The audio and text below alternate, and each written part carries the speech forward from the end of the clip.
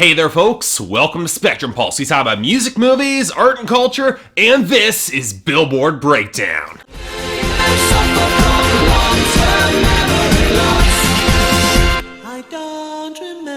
Sometimes on Billboard Breakdown, we get some pretty rough weeks. But sometimes, you get the weeks where it all just clicks in the best way possible. The good songs win, the bad songs lose, the new songs kick ass, and even the returning tracks aren't bad. I don't think it's quite possible to have a perfect week simply based on the law of averages. I reckon it's pretty much impossible for a Hot 100 that's all great music, but you can have great weeks. And folks, we came pretty damn close here. Yeah, we had a couple songs I'd describe as pretty rough, but not always that terrible. But we also got a bona fide classic entering this chart, and I couldn't be happier than about that. But before we discuss that song in detail, let's talk about the one place where things were not interesting in the slightest this week. The top 10. Mostly because so little changed. I mean, sure, Uptown Funk by Mark Ronson and Bruno Mars finally peaked in airplay, seems to be slowly receding, but it's so dominant in the market that its closest competition isn't even close. That would be Thinking Out Loud by Ed Sheeran, which also peaked in airplay. And really, it's kind of surprising it held on here, granting it wasn't the strongest in sales, streaming, or YouTube. Also because close behind it was Sugar by Maroon 5, which has been consistently gaining across the board like usual. Not topping everything, but good sales are helping. Behind it, thanks to huge streaming, is Ellie Goulding's Love Me Like You Do holding steady at number 4. Although solid airplay boosts are helping it there as well. Behind it, unsurprisingly, 4 or 5 Seconds by Rihanna, Kanye West, and Paul McCartney, which is doing strong in sales and in streaming, but YouTube has always been shaky, and it looks like airplay may have peaked early for this track, which is kind of interesting for me. Below that, we've got another upward shift by Style by Taylor Swift at number 6, which is still gaining airplay well enough to compensate for its weaker video performance and a pretty thin sales week. And for Earned It by The Weeknd jumping to number 7, thanks to strong sales and streaming compensating for not a lot of airplay or YouTube whatsoever. Both of it were enough to push down Take Me to Church by Hozier down to number 8, which is holding on decent enough sales and streaming in YouTube to compensate for steadily dropping airplay. It probably won't last long in the top 10, and will likely be overtaken by Pitbull and Neo's Time of Our Lives pretty soon, which jumped up to number 9 this week thanks to sales and streaming compensating for painfully weak YouTube and airplay gains. Finally, we've got Blank Space by Taylor Swift holding on to number 10, which is only here because it's still somehow massively dominant on YouTube, and that's pretty much it. But even that will not last forever. I can see this song being replaced come next week. And on that topic, let's talk about our dropouts and losers. As expected this week, Bang Bang by Jessie J, Ariana Grande, Nicki Minaj finally exits the charts, along with Drinking Class by Lee Brice, Often by The Weeknd, and a whole load of Big Sean songs that weren't going to stick around anyway. But honestly, we didn't get a lot of losers this week, and even less that I actually care about that left the charts. I mean, the one song that I'm a little disappointed to see kind of weaken here is Like a Cowboy by Randy Houser going to 82, but it wasn't really catching on country radio, so I get why it's dropping. Beyond that, the rest of the drops, they make sense. Sundays by Florida Georgia Line continues its free fall to 81 because it's just at the end of its run, probably will be out next week. I Bet My Life by Imagine Dragons keeps fading out to 59, now the album hype is completely gone. Energy by Drake drops to 51 because, well, Drake's not promoting any songs from that album as singles or releasing videos for them. And Coco by OT Genasis and I Want You to Know by Zedd featuring Selena Gomez dropped to 55 and 38 respectively because they suck. They're lousy songs, plain and simple, and most of our gains this week are pretty decent enough too. Nobody Love by Tori Kelly and You're So Beautiful from the Empire cast, they pick up a little bit of traction off their debuts, going from 79 and 47 respectively. The Hanging Tree by Jennifer Lawrence gets a final breather to 70, probably won't last long, but it's nice to get to see it a little bit of gains. The Zac Brown Band get a welcome boost for Homegrown going to 46. Nice to see a strong single for the album drops in just over a month, and Heartbeat Song by Kelly Clarkson gains a big boost from her album and goes up to 21. The only two gains that kind of surprised, and I'll admit disappointed me, were Know Yourself by Dre going to 65, now bypassing the greatest success of Migos, whose flows he's biting badly on this track, and Watch Me by Silento, which wouldn't exist without a half dozen bad dance hip-hop songs, and somehow manages to be worse than all of them. Go figure. But really, there wasn't a lot of activity here, so let's talk about our returning entries.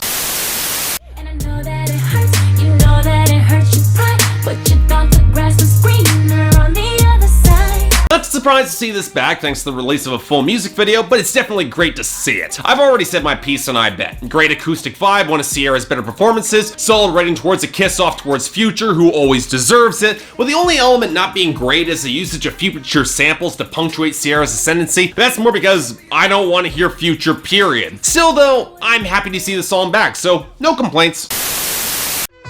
Give it to me, I'm worth it. Baby, I'm worth it. Little surprised to see this back. I mean, it's picked up a little bit of airplay, but beyond that, I thought the hype for Fifth Harmony was effectively gone by this point. The rapid decline of Sledgehammer seems to prove that point. As it is, this song is thoroughly unimpressive. Kid Ink's verse is pointless, the best parts of the song are the pre-choruses, and the best singers of the group aren't nearly given the amount of spotlight that they should be. Next. So no, honey, I'm good. I can have another, but I probably should not. Okay, so believe it or not, somebody actually took the time to diss me on my personal blog for liking this song. I gotta say something, that takes dedication. And yeah, okay, the song is corny as hell and pretty damn goofy considering it's about how Andy Grammer is turning down getting free sex from a girl in favor of staying true from his girlfriend and getting home to her, which is not often a topic that gets written about, but honestly, it works here. The groove is catchy as hell, the sentiment is well played, and there's enough broad charisma to make it work. Of the songs that came back this week, this is definitely my favorite. Hell, it won Best of the Week a while back. Though this week, it might have some stiffer competition.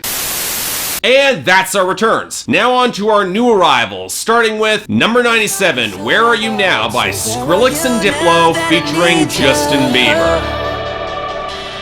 Where are you now that I need you? I feel I went through this just last year when I discovered that Skrillex apparently out of nowhere dropped a debut album that I then covered to the general disgruntlement of everyone, including myself. Well, now that the dubstep bubble has effectively blown over, he's collaborating with Diplo and another soon-to-be irrelevant music feature, Justin Bieber, for a new song. And it's okay. Justin Bieber sells emotion well enough through the verses, and even despite coming across a little bit more confrontational than he should, it mostly works for this sort of anger at being there for a partner and then getting let down when there's little to no reciprocation. But my issues come through in the production. Whether or not that's that god-awful chipmunk voice in the verses or that squealing hook, it just completely sucks me out of the vibe of the song and just does not fit the emotion whatsoever. I guess I can see the appeal with Justin Bieber on the track, but otherwise, yeah, sorry, not for me. Number 96, Monster by Meek Mill.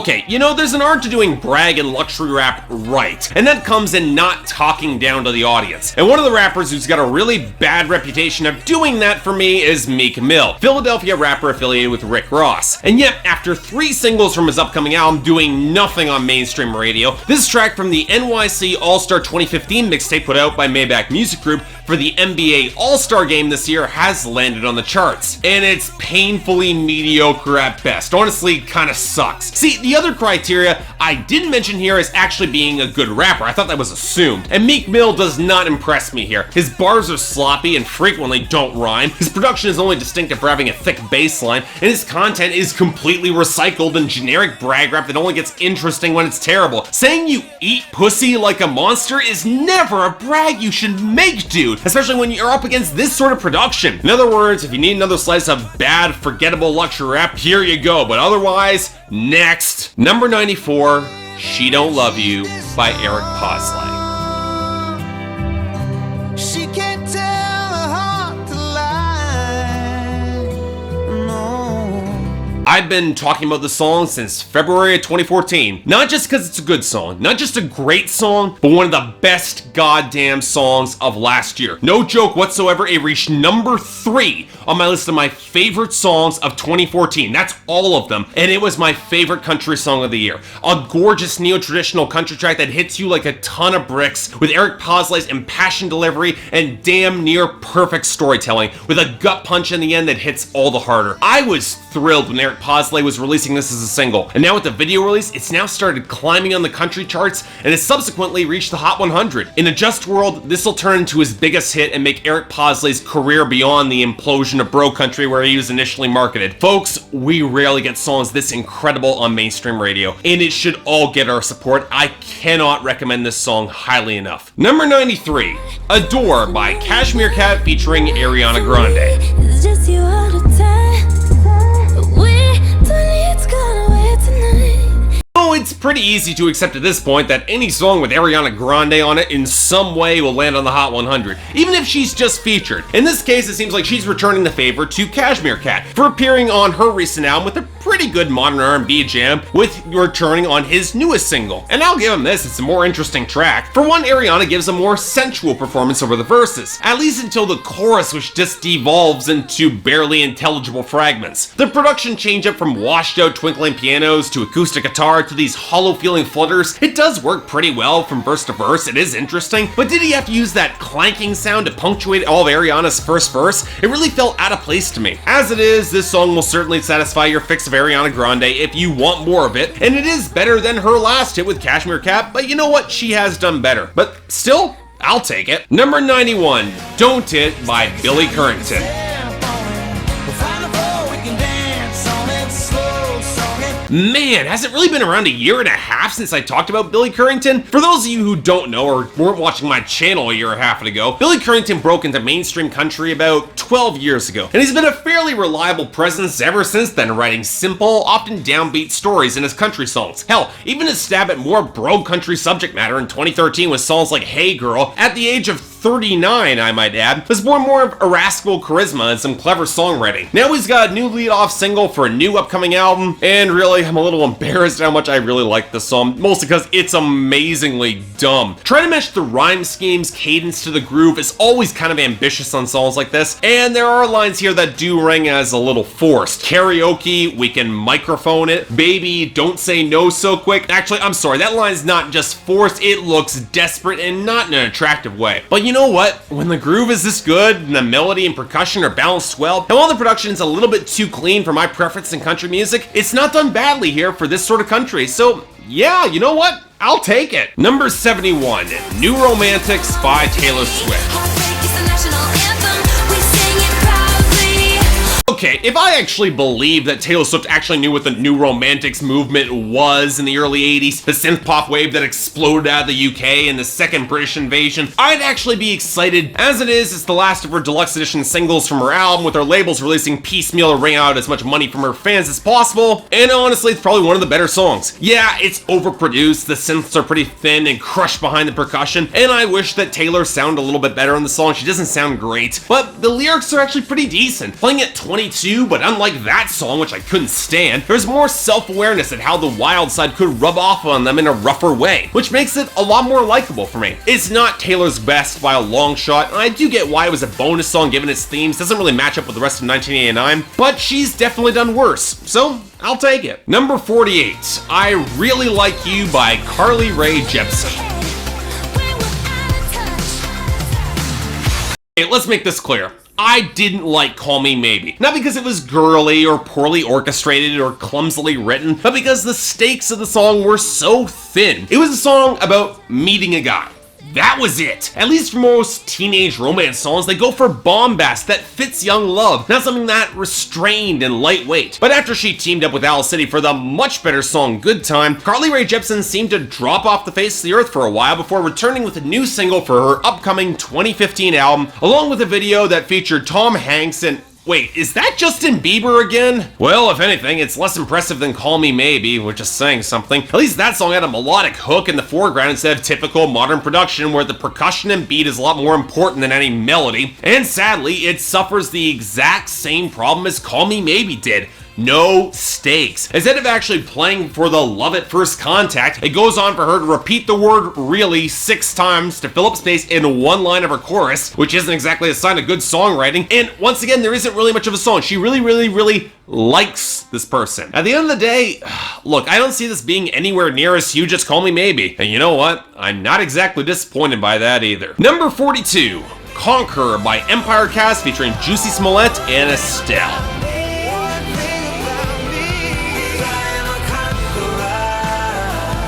Yes, okay, Empire is on my schedule to watch. I'm working my way up to it, but trust me when I say that TV has kind of fallen by the wayside in recent weeks, and this past week even more so. That said, of the 3 songs from the show that I've heard thus far, this is probably the weakest. The beat's pretty leaden across the verses, and when things do intensify during the chorus, the compression and pitch correction is so gratuitous it just becomes annoying and unnecessary. Yeah, I know you get that thanks to TV show production times and Timbaland not exactly being a guy known for producing many power ballads in this way, but man, it's underwhelming, especially for a track that's trying to emphasize conquering power. Hey, look, it's not a bad song. Jussie Smollett is still a strong enough vocalist to save it, and Estelle does a solid job too, but you know what? They've done better than this. And number 15, All Day by Kanye West, featuring Theophilius London, Allan Kingdom, and Paul McCartney.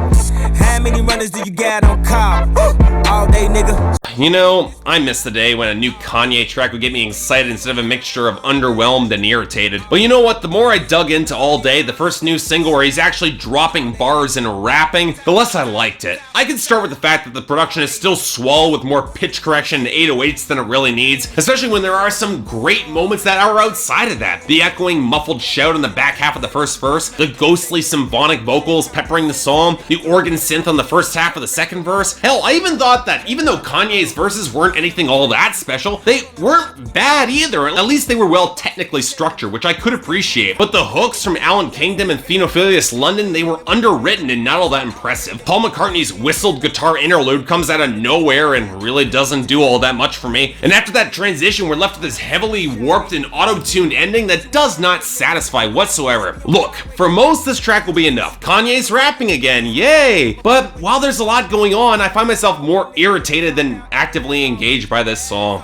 Sorry. So that was our week. And look, there were some weak points here. Monster by Meek Mill easily takes the slot for the weak slot, and with the dishonorable mention going to All Day by Kanye and his arsenal of backing vocalists and collaborators. But for best, when there were more better songs, well, honorable mentions going to Andy Grammer for Honey I'm Good, and I shouldn't even have to name what's the best of the week, but you know what? I'll say it anyway because it's incredible. She Don't Love You by Eric Paslay, one of the best songs of 2014, and now I can only hope it becomes a real hit this year. But you know what? That's a question for the future, and until then, I'm Mark, you're watching Billboard Breakdown on Spectrum Pulse, and I'll see you next time.